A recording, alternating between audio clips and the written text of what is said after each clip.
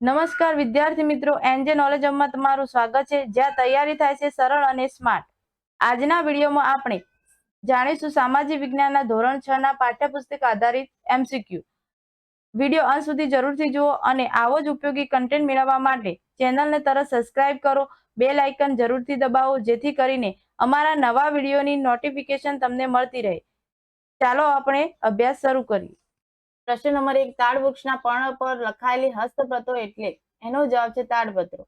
પ્રશ્ન નંબર 2, હિમાલયમાં થતા ભુર્જ નામના વૃક્ષોની પાતળી આંતરસાલ ઉપર લખાયેલ હસ્તપ્રતો એટલે? એનો જવાબ છે ભોજપત્ર. પ્રશ્ન નંબર 3, હસ્તપ્રતો શામાં સચવાયેલી છે? એનો જવાબ છે મંદિરો અને મઠોમાં. પ્રશ્ન નંબર 4, ધાતુઓ અને પથ્થરો પર કોતરેલા કે લખેલા લેખને શું કહે છે? એનો જવાબ છે અભિલેખો. પ્રશ્ન નંબર 5, તાંબાના પતરા ઉપર કોતરીને લખવામાં આવતું લખાણ એટલે? એનો જવાબ છે તામ્રપત્રો. પ્રશ્ન નંબર 6, ભારતમાં પંચમાર્ક સિક્કા ક્યારે મળી આવ્યા છે? એનો જવાબ છે ઈસવીસન પૂર્વ 5મી સદી. પ્રશ્ન નંબર 7, ધાતુના ટુકડાઓને સાપ ઉપછાવવામાં બીબામાં મૂકી દબાણ આપી બનાવતા સિક્કા કયા નામથી ઓળખાય છે? એનો જવાબ છે પંચમાર્ક સિક્કા. પ્રશ્ન નંબર 8, પુરાતત્વ શાસ્ત્રીઓને અંગ્રેજીમાં શું કહેવાય છે? એનો જવાબ છે આર્કેલોજિસ્ટ.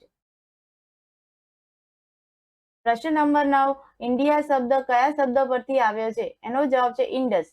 પ્રશ્ન નંબર 10, ઇન્ડસને સંસ્કૃત ભાષામાં શું કહે છે? એનો જવાબ છે સિંધુ.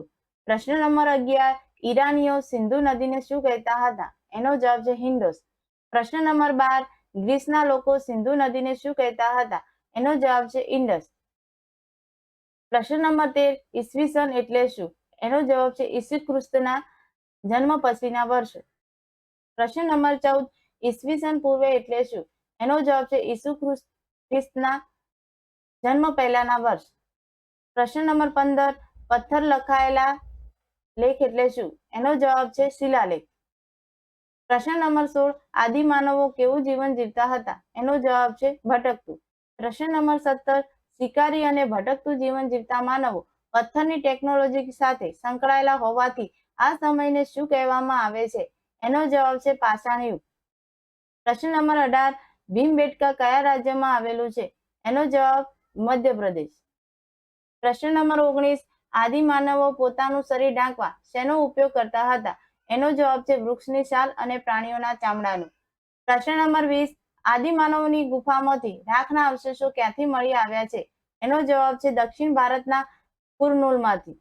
પ્રશ્ન નંબર 21, શેના ઉપયોગથી આદિમાનવે જીવનમાં ક્રાંતિકારી પરિવર્તન કર્યું?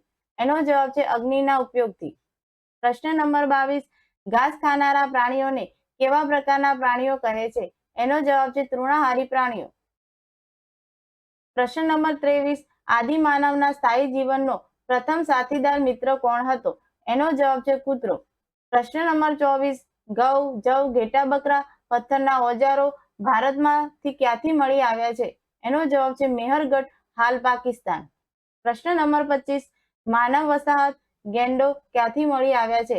એનો જવાબ છે લાંગણજ, ગુજરાત. પ્રશ્ન નંબર 26, ચોખા પ્રાણીઓના હાડકા કયા સ્થળેથી મળી આવ્યા છે? એનો જવાબ છે કોલ્ડી હવા, ઉત્તર પ્રદેશ. પ્રશ્ન નંબર 27, ચોખા, ઘેટા બકરા, પથ્થરના ઓજારો ક્યાંથી મળી આવ્યા છે? એનો જવાબ છે મહાગઢા, ઉત્તર પ્રદેશ.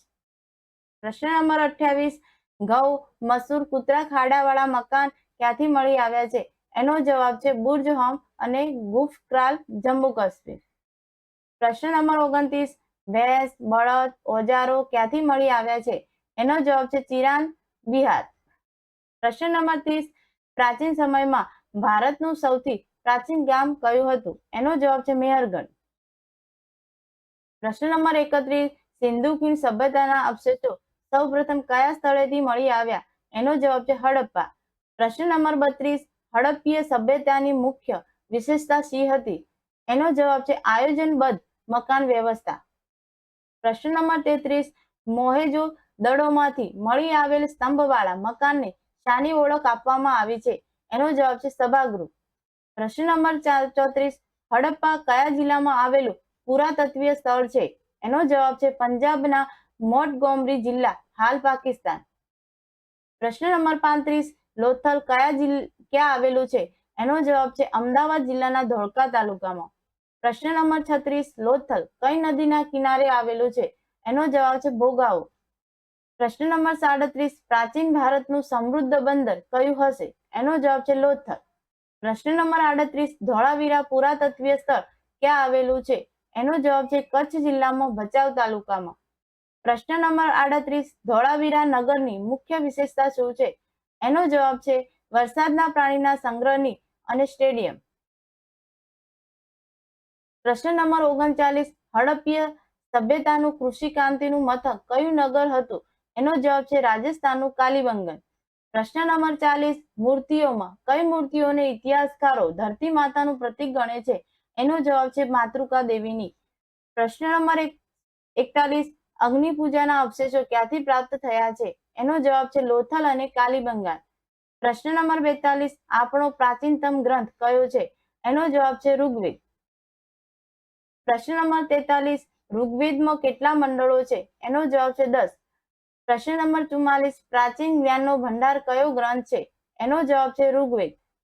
પ્રશ્ન નંબર 45 ઋગ્વેદ કઈ ભાષામાં લખાયેલ છે? એનો જવાબ છે પ્રાચીન સંસ્કૃત કે વૈદિક સંસ્કૃત. પ્રશ્ન નંબર 46 ઇતિહાસકારો પુરાતત્વવિદો ઇતિહાસ જાણવા શેનો અભ્યાસ કરે છે? એનો જવાબ છે ઋગ્વેદ. પ્રશ્ન નંબર 47 કયા વેદના સૂક્તો સંવાદ રૂપે છે? એનો જવાબ છે ઋગ્વેદ. પ્રશ્ન નંબર 48 કઈ રાજકીય સંસ્થાઓની માહિતી ઋગ્વેદમાંથી મળે છે? એનો જવાબ છે ગણ, સભા અને સમિતિ. પ્રશ્ન નંબર 49 ઋગ્વેદની રાજકીય સંસ્થાઓમાંથી નાની અને સૌથી મોટી કઈ સંસ્થા છે? તો એનો જવાબ છે સૌથી નાની સભા અને સૌથી મોટી સમિતિ. પ્રશ્ન નંબર 50 રાજાનું એક કાર્ય શું હતું? એનો જવાબ છે ઘોષણા. આ હતા આજના સૌથી ઉપયોગી પ્રશ્નો. આવા જ પ્રશ્નો આપણે દરેક વિડીયોમાં લઈને આવીશું જેથી તમારી તૈયારી વધુ મજબૂત બને. હવે મળીશું આગામી વિડીયોમાં નવા MCQ પ્રશ્નો સાથે. વિડીયોને લાઈક કરો, શેર કરો અને ચેનલને સબસ્ક્રાઇબ કરો. Thank you.